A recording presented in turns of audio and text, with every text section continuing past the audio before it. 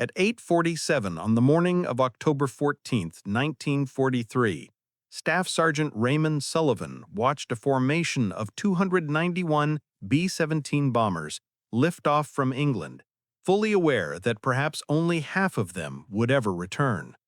He was just 19 years old, had spent 7 months as a gunnery instructor, and still had no answer to the problem that was killing American bomber crews by the hundreds.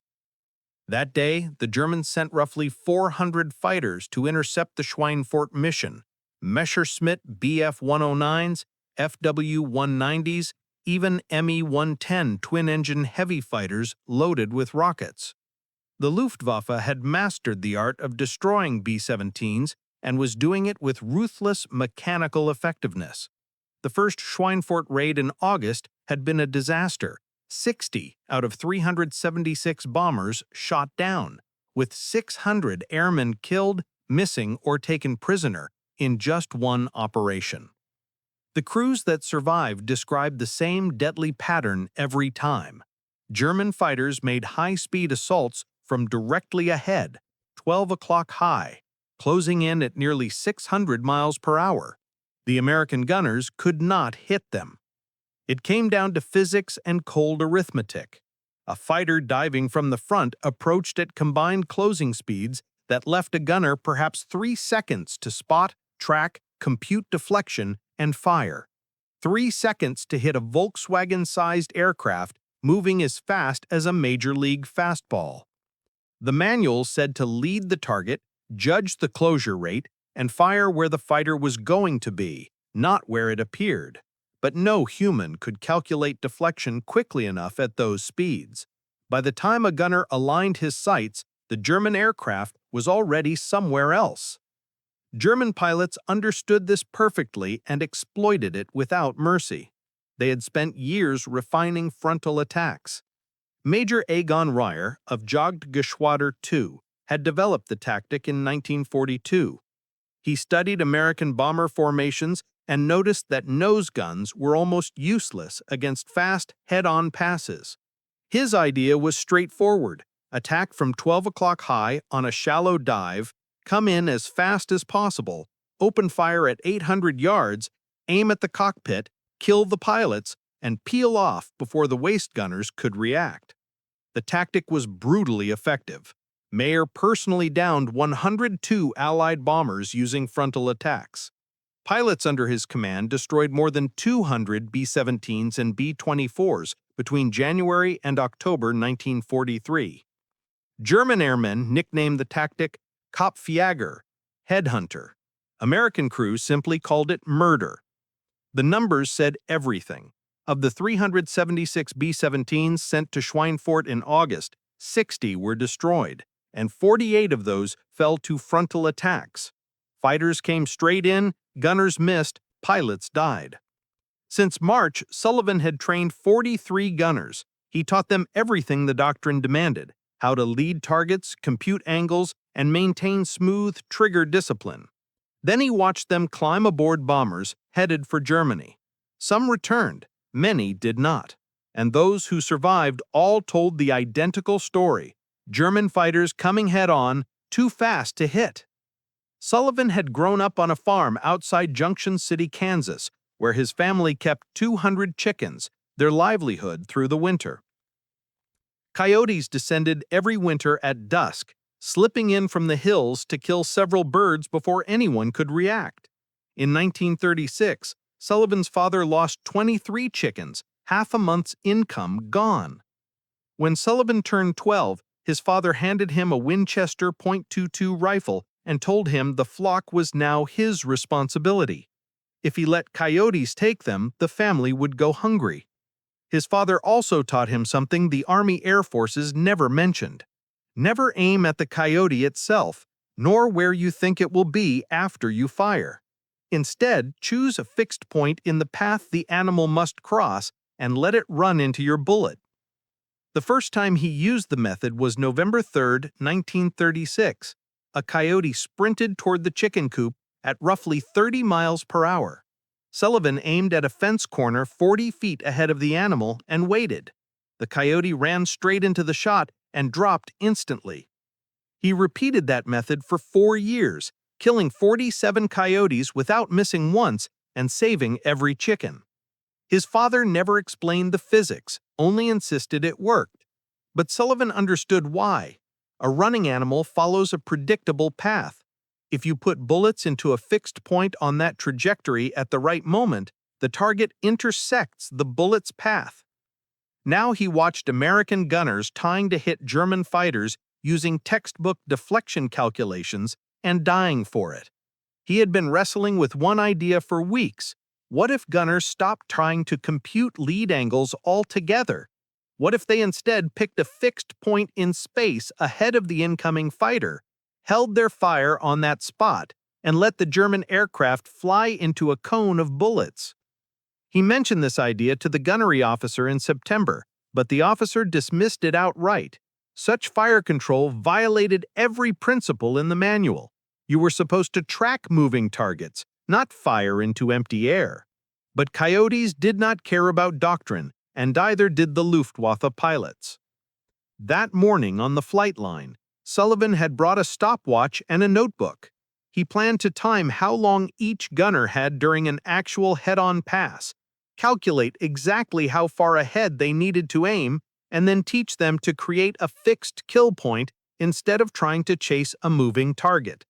By 4 p.m., he would either prove that the farm boy method worked or watch another 60 B-17s get torn apart. The second Schweinfurt raid launched at 8:47 a.m.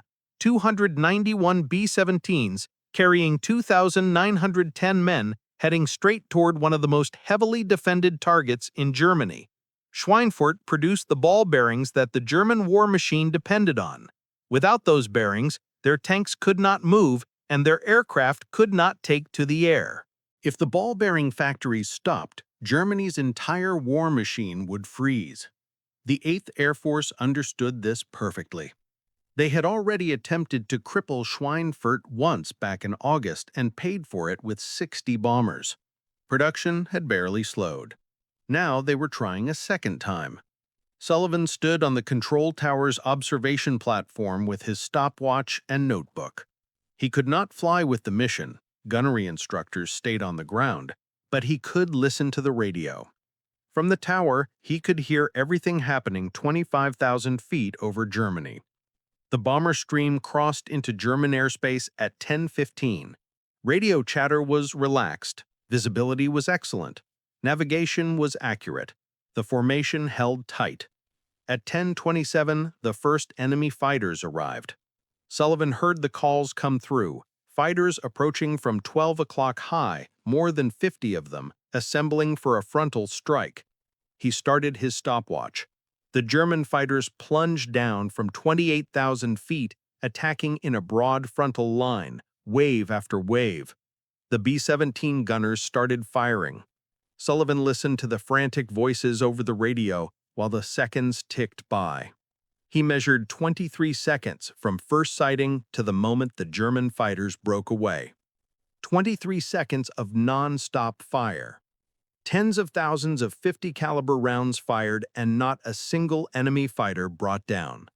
The Germans regrouped for another run. Same direction, same method. 12 o'clock, straight in.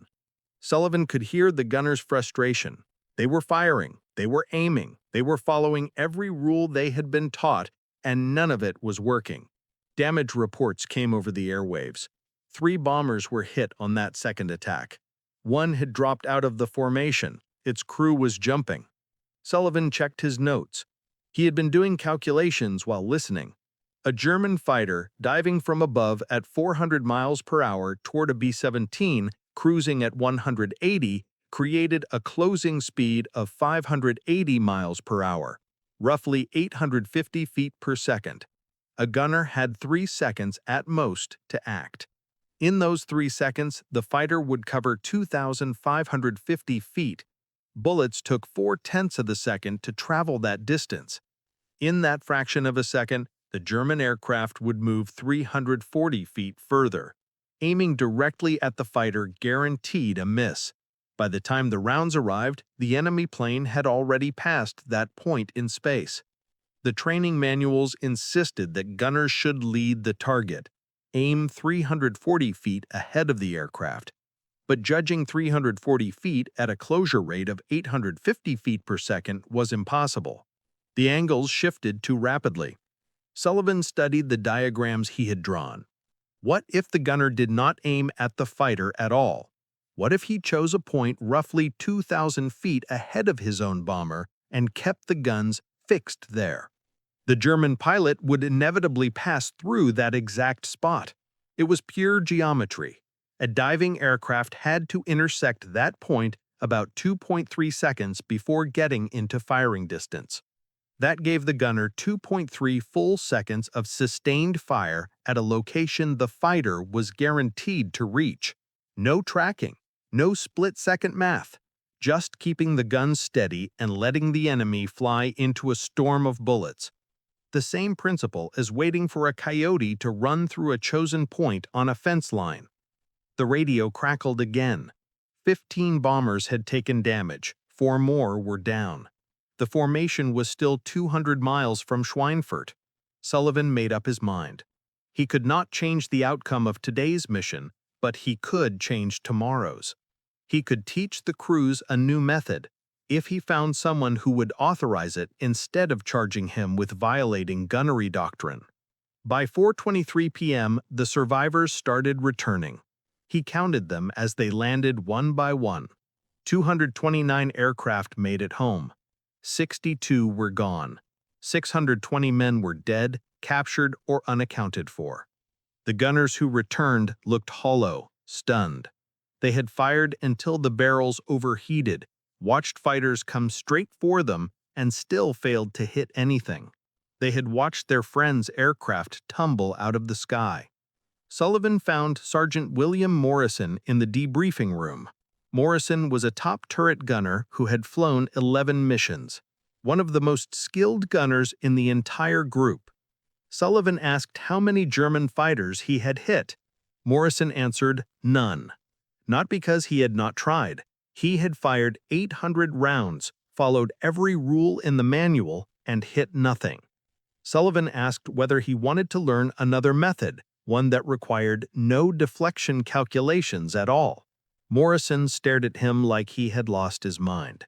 Then he asked the only question that mattered. Would this new method help him survive his next mission?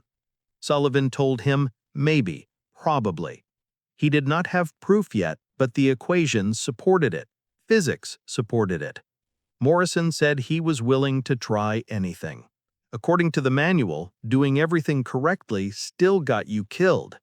That evening, Sullivan gathered 6 gunners, top turret and ball turret men, all experienced, all frustrated by their inability to hit fighters charging head-on. Morrison was the first to volunteer. Before the war, he had hunted ducks in Oregon and understood how to lead fast-moving game. But he had fired 800 rounds over Schweinfurt and killed no one. He wanted an alternative. Staff Sergeant Joseph Brennan, the ball turret gunner, had been a machinist in Detroit, meticulous and precise, the sort of gunner who calculated every angle instinctively.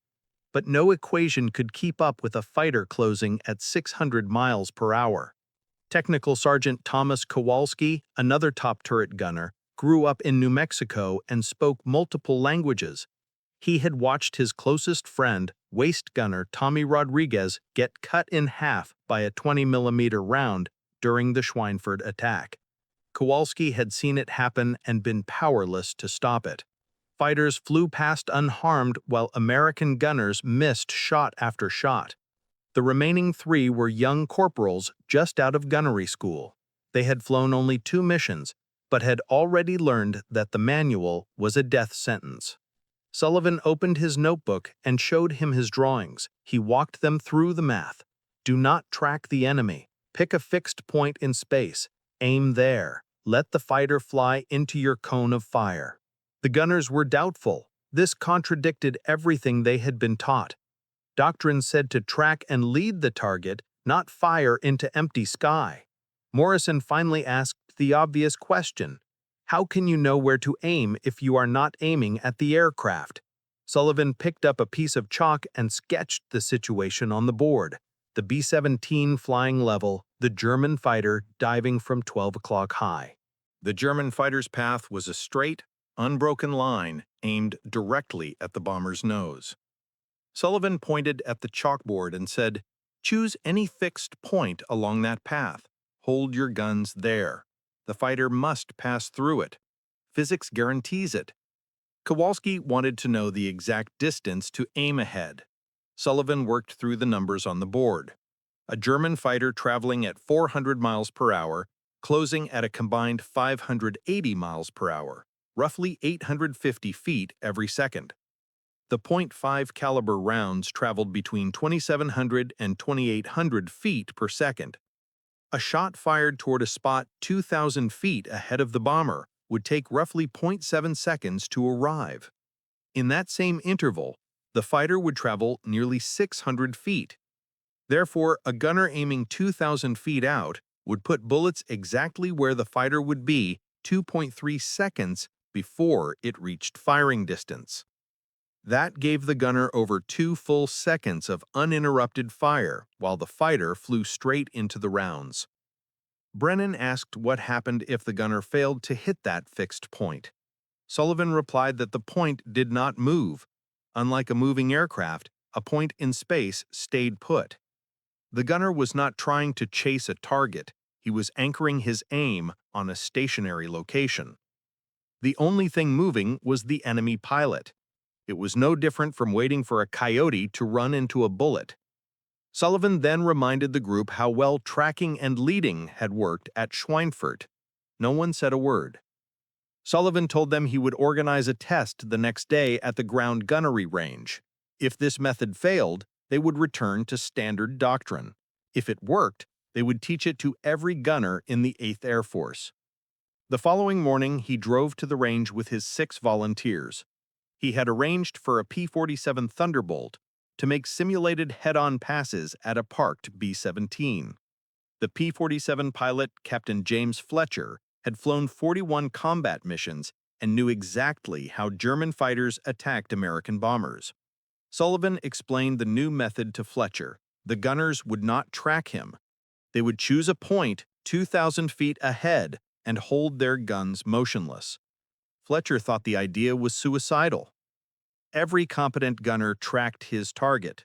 Sullivan reminded him that competent gunners had failed miserably at Schweinfurt. Fletcher eventually agreed to perform the passes. Sergeant Morrison went first.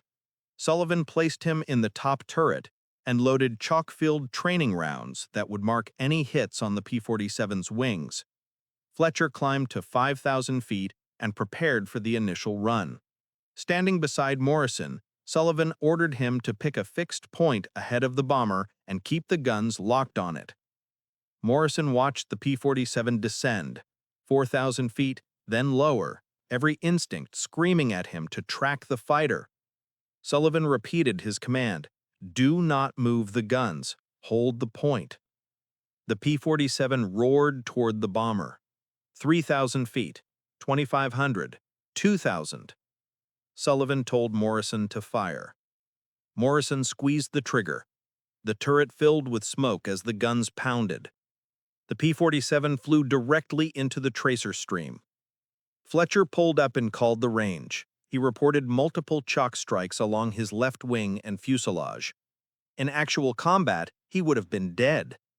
Morrison had just downed a fighter using a technique the manual insisted was wrong. The other 5 gunners demanded their turn. One by one, they repeated the drill. Pick a point, hold steady, let the fighter fly into the fire. All 6 scored hits. Some shots ran a bit high, some low, but they hit the P-47 far more effectively than they ever had by tracking targets. After finishing the 6th pass, Fletcher landed and stepped out. His aircraft was streaked with chalk impacts. He approached Sullivan and asked, where had he learned to shoot like that? Sullivan answered simply, Kansas, Coyotes.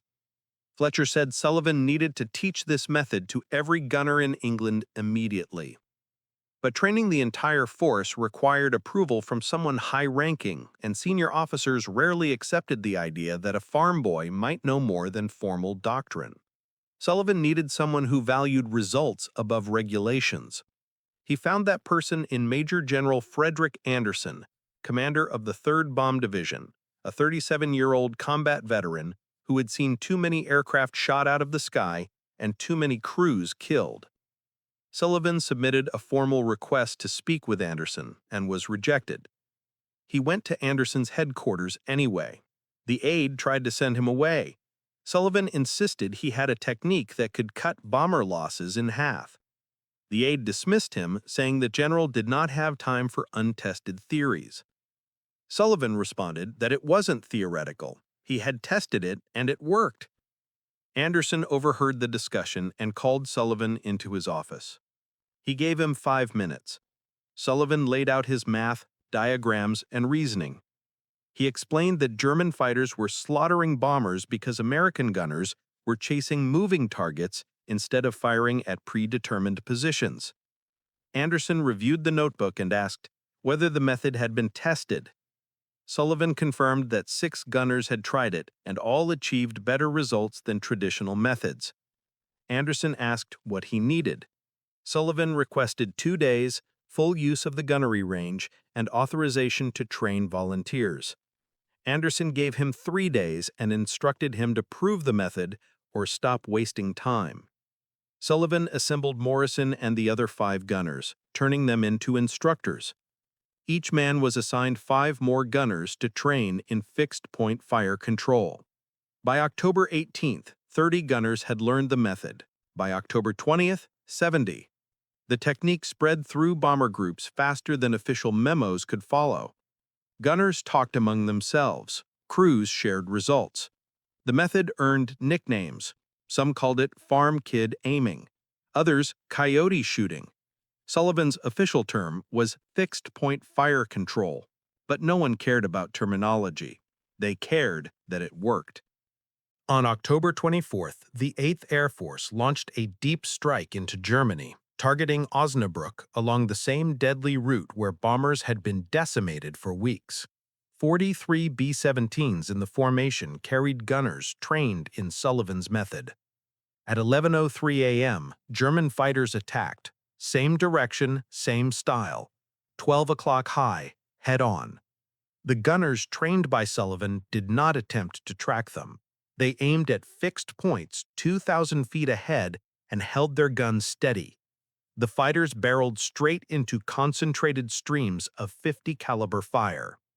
3 Messerschmitt 109s fell during the first run, 2 FW-190s during the second. The German formation broke apart. They had never encountered defensive fire like this. American gunners were finally hitting them. After a third attempt, the Germans abandoned the attack entirely. 7 fighters lost in 4 minutes, losses they could not afford. The B-17s pressed on, bombed their target, and returned. Total losses? 4 B-17s. None belonged to the 43 aircraft whose gunners used Sullivan's method. 7 German fighters were officially confirmed destroyed, all by fixed-point fire. When the bombers returned, General Anderson was waiting on the flight line himself. He did not remain in his office, nor did he send an aide. He stood on the tarmac, watching the aircraft return, every one of the 43 with Sullivan-trained gunners. Other groups suffered heavy losses: 8 B-17s from the 351st Bomb Group, 6 from the 91st, 5 from the 306th, but Sullivan's gunners came home. Morrison climbed out of his turret trembling, not from fear, but from realizing he had just shot down 2 fighters. 2 confirmed kills, more than he had scored in all his previous missions combined. He found Sullivan, covered in smoke and sweat, grabbed his shoulder and said 4 words: "You saved my life." Next came Brennan, the ball turret gunner. He had taken down an FW-190 on the 3rd pass. He said it was the first time he had ever actually seen his bullets connect with what he was supposed to hit. The German fighter had simply flown straight into his stream of fire before it could react. Kowalski had shot down a Bf-109. He said he thought about Rodriguez, about watching his best friend die while German fighters escaped untouched. Today was different, he said. Today, the Germans learned what it feels like to die. General Anderson watched the gunners report their kills, watched them realize they had survived missions that should have killed them. Then he turned to Sullivan and asked how many men he had trained. Sullivan told Anderson he had trained 73 gunners across 4 bond groups. Anderson replied, "Train everyone, every gunner in the 8th Air Force, starting tomorrow." Sullivan said he would need reinforcements, additional instructors, more time at the range, more equipment. Anderson promised he would get whatever was required. This was now the top priority in the 8th Air Force's gunnery program. Sullivan's farm kid technique had just saved 40 B-17 crews, and Anderson intended for it to save every crew they could. By November 1st, Sullivan had personally trained 200 gunners. By November 15th, that number was up to 450. By December 1st, he had trained 800 gunners. Every gunner he trained immediately became an instructor themselves. The method expanded exponentially. The results spoke for themselves. Bomber formations with gunners trained in fixed-point fire were suffering 40% fewer losses than those still relying on manual tracking doctrine. German pilots quickly noticed. Luftwaffe after-action reports from November complained that American defensive fire had become far more deadly.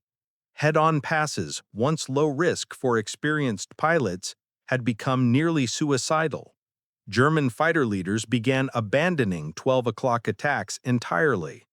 They shifted to side approach beam attacks from 3 or 9 o'clock, but those approaches were slower, gave bomber gunners more time to shoot, and were far less effective at quickly disabling a bomber. The overwhelming advantage German fighters had held for months was disappearing.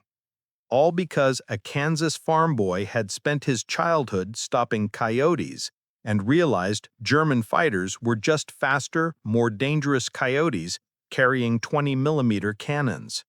The method, of course, wasn't perfect. German fighters still got through occasionally. Some gunners struggled to adapt. Some bombers were still lost. But the statistics flipped.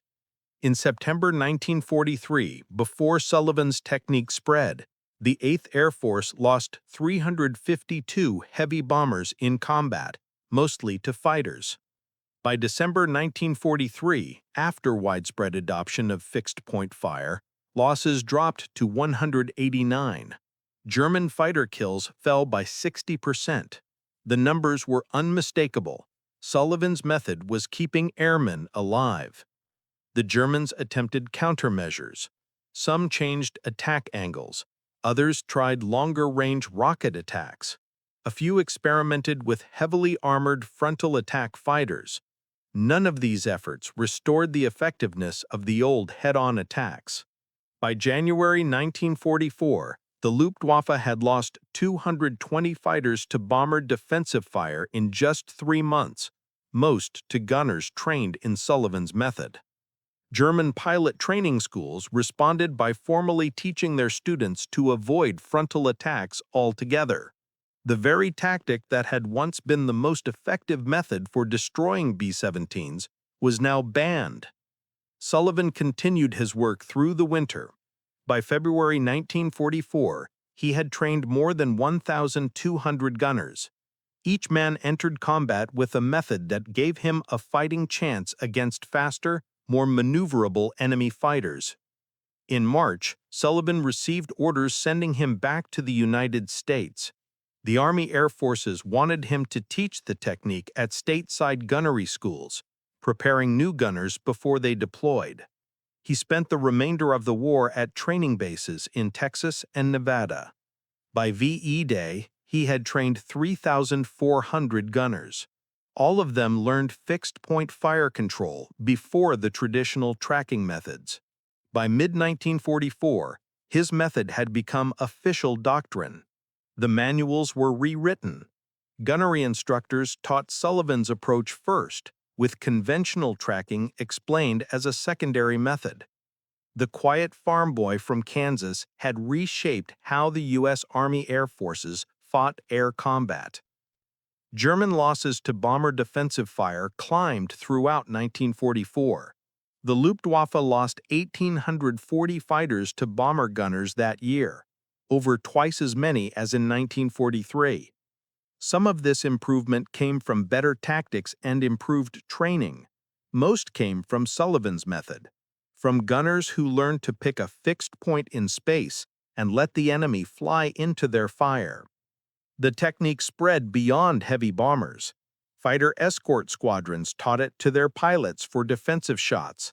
Transport aircraft gunners used it. Even certain ground-based anti-aircraft units adapted the idea for hitting fast-moving aircraft. Yet Sullivan received no official recognition, no medals, no commendation, no mention in wartime histories. The Army Air Forces publicly credited improved gunnery training. The manuals attributed the method to the Gunnery Training Command.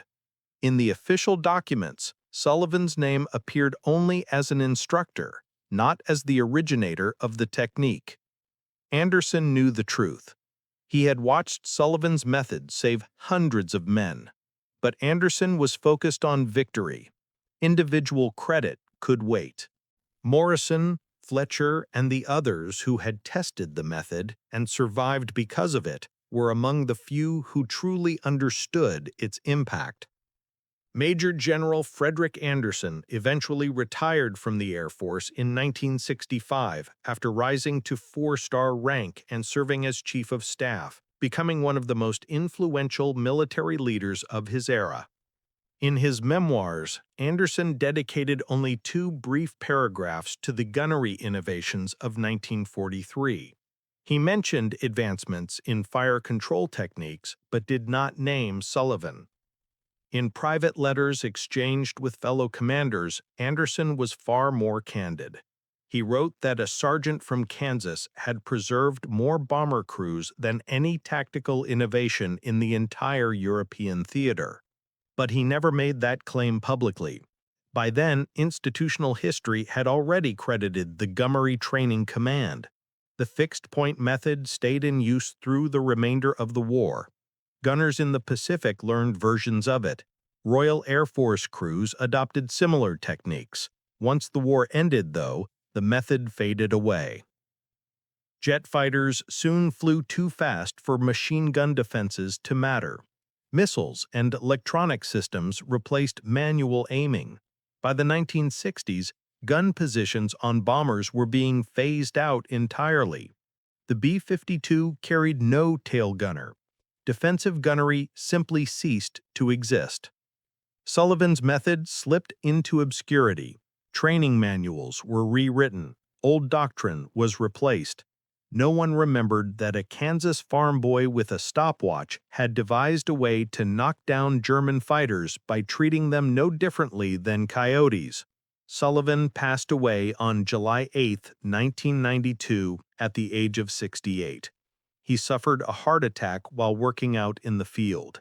His obituary in the small Kansas newspaper mentioned his military service: Army Air Forces gunnery instructor, World War II veteran. It said nothing about saving hundreds of airmen, nothing about altering tactical doctrine, nothing about the 37 German fighters downed using a technique he had refined as a boy protecting chickens. His funeral was modest. Family attended, a few close friends, but no military honors, no Air Force officials. 3 men Sullivan had never met came as well. After the service, they introduced themselves. They were former bomber crewmen, top turret gunners who had flown missions in 1944. Each had been trained in Sullivan's method. Each credited that training with allowing them to survive. They had searched for Sullivan through veteran organizations so they could speak to his family.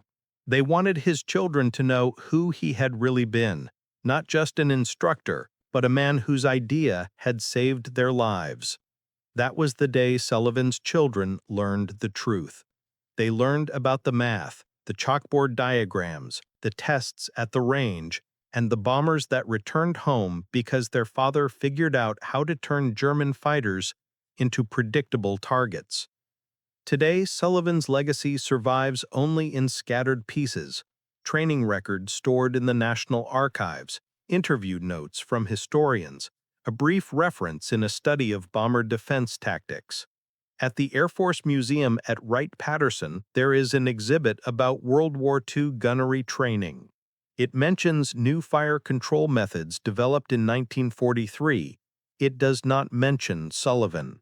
But if you dig through archived training films from 1944, you can find black and white footage of gunners practicing fixed-point fire. The narrator calmly explains the idea. Choose a point in the path of the incoming aircraft. Hold your gun steady. Let the attacker fly into the bullets. The narrator does not say where the method originated, does not mention that it contradicted formal doctrine, does not mention that it came from a farm kid who timed German fighter attacks with a stopwatch. This is how real wartime innovation happens, not through committees or laboratories, but through ordinary soldiers who recognize a deadly problem and fix it, who ignore doctrine when doctrine gets people killed, who trust what they learned on a farm more than what a manual tells them. Sullivan shot coyotes for nearly half a century and never missed. Then he applied that same principle to German fighters, and he didn't miss those either. His method saved roughly 300 American bomber crewmen. 37 German fighters fell in the first 2 months alone. It changed U.S. Army Air Force's tactics, and almost no one remembers his name. But now you do. If this story affected you the way it did us, please take a moment and hit the like button. Every single click tells YouTube to show this story to more people who care about forgotten heroes. Subscribe and turn on notifications. We bring stories like this out of dusty archives every week. Stories of farm boys, mechanics, loaders, and ordinary servicemen who changed wars through simple ideas and quiet bravery. Leave a comment below and tell us where you're watching from. Tell us if someone in your family served. Just let us know you're here. Thank you for watching, and thank you for making sure that Raymond Sullivan is not lost to silence. Men like him deserve to be remembered, and you are helping make that happen.